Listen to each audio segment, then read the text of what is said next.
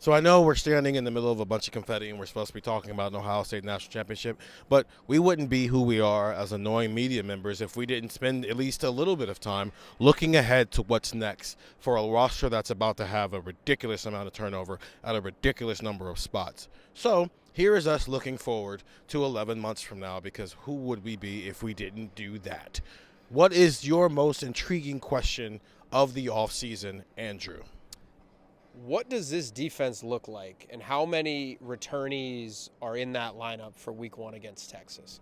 Because Ohio State's 4 defensive linemen, Jack Sawyer, JT Tuimoloau, Ty Hamilton, Tyler Williams, NFL. Cody Simon, NFL. Sonny Styles, decision to make. Put a pin in that. Denzel Burke, NFL. Jordan Hancock, NFL. Davison Igbinosun, decision to make. That's going to come in a couple days. So he'll have a decision at some point, presumably by the end of the weekend. Caleb Downs, dog, he will be here. Lathan Ransom, NFL draft. Yeah, Caleb Downs would not be here if he didn't have to be. He would be playing in the NFL and he'd be a first-round pick. So Davison Igbinosun, Sonny Styles, Caleb Downs. Those might be the only 3 returnees on this defense.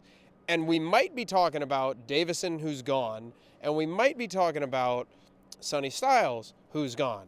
It doesn't mean you're not going to have the talent to replace them. Like, their cornerback room could very realistically turn over all 3 spots and have Jermaine Matthews and Devin Sanchez and somebody, Lorenzo Styles, Calvin Simpson-Hunt, whoever you think is going to be in that mix, Bryce West, Aaron Scott, a lot of guys in that mix, and they're all very talented. But this defense was just what I listed. Like, they were the best defense in college football for like 2 years. And that is probably not going to be the case. There's going to be a lot to figure out on that defense. And I just think it's interesting to see there's a lot of guys who are going to be playing their first meaningful reps in a very, very big game against Texas in the first game of the year. I'm curious what that's going to look like. How many guys on this defense return? Because this defense was unbelievable over these last 2 years, especially after, Steven, you covered it, the disasters that kind of happened in 2021 and at points of 2022. Now this defense turned itself into one of the best defenses of college football. How do you maintain that when everybody's gone? I don't know, and we'll find out. So that is my question. What does this defense look like? Stefan, what's your question? And is it about quarterbacks? No. I'll leave the quarterbacks to you, I guess. I want to know, going off of Andrew's question, how much of next season's roster, and I presume most of it will be guys stepping up and kind of being like, all right, like it's your turn to step up. How much more is Ohio State going to get from the transfer portal? Yeah.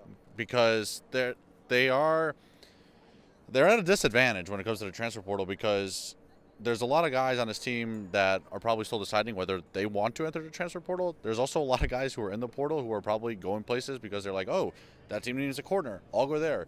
Well, if Ohio State feels like they need a corner from the portal, like, how many options are left? Like, it's such an interesting dynamic now, how the calendar works, the time of everything. What's left in the portal for Ohio State to go get, and how much will they maybe be forced to say, hey, these guys are just gonna have to step up because there's not that many options in the portal. I think we've seen them, address the offensive line a good bit in the portal. I know they went out and got a running back in the portal. Like, they've gone already and hit a few spots, but I'm interested to see what this roster shakes up with and how available some portal pieces are to help you fix that. I think that's interesting. There's also the spring portal session, right, when after spring practice finishes. We don't typically see big names go in after that, but maybe you can get, a decent player or two. Maybe you go through the spring and say, okay, we could really use something here, even if it's just a veteran to be a backup or something like that. So I'm interested to see what these next few months look like in terms of the transfer portal. What can they do? What can they add when your season ends this late? And it's, again, Ohio State's technically in its spring semester right now, which the one thing you've noticed, especially since the Oregon game, is a lot of those transfers are like already on the team. They couldn't dress, obviously, but they've been practicing and whatnot. So it might just be, hey, let's get through the spring, see what we have, and use the spring portal window to see if we need anything.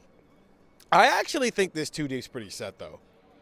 And it's more about, is this team good or not, especially defensively? I think, and we're going to do this pod. Good, I think. Yeah.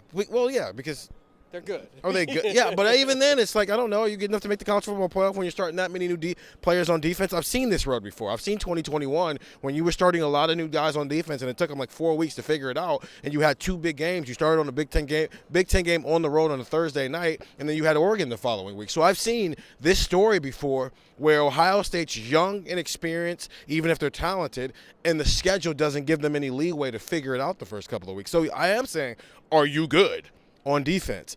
Is Julian Sand ready for this if he's going to be the starter?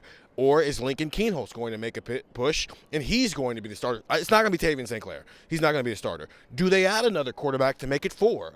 Those are the questions I have more about quarterback than who's going to be the starter right now as we're doing this on January 20th. Really, it's January 21st. It's like 2 o'clock in the morning at this point. So my question is, are these guys going to be good at some spots? But also, who's going to take a jump? But also, Caleb Downs and Jeremiah Smith are the 2 best players in the country on each side of the ball coming back. And you got schemers in this coaching staff. Jim Knowles is a schemer if he sticks around. I thought it was interesting. I asked Jim Knowles this because he wasn't up there on the stage with everybody else. He was off on the side. And I go, why aren't you up there? And he goes, I like being in the background. Okay, fine. Cool with me for now. But schemer, Chip Kelly, schemer, Ryan Day, schemer, Matt Guerrieri, schemer, a lot of schemers. So what are they going to do with those 2 next year? Because Caleb Downs, that's his final year of college football, unless something goes drastically wrong. JJ's got 2 years left, but look, you got to find all types of ways to get him the ball because all 12 games, it's going to be how do we keep the ball out of number 4's hands? For some, it'll be you can't. For others, it can be you did a really good job. And you start off with Texas on August 30th in Ohio Stadium. Get the text 614-350-3315. 2-week free try after that. We'll be talking about that on Buckeye Talk all off season long. Anyway, woo! Bye.